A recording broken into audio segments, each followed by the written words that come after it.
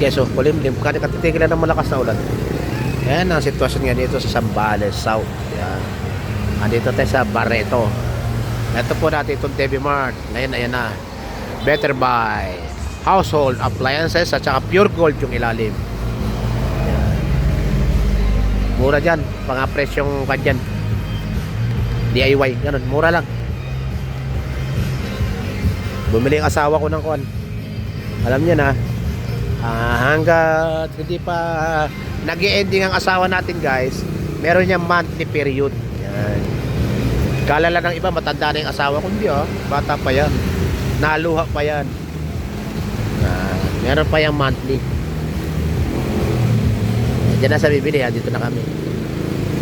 Yan guys, umuulan ingat po lahat dahil may super typhoon tayo. Kahit po palabas na yan, doon naman po babanat na ulan yan. Alam nyo naman ang bahaan ngayon ng mga ilog, mga mabilis umapaw. Last dos na, pag ganun lang. Kami may pinuntahan, may pauwi pa lang.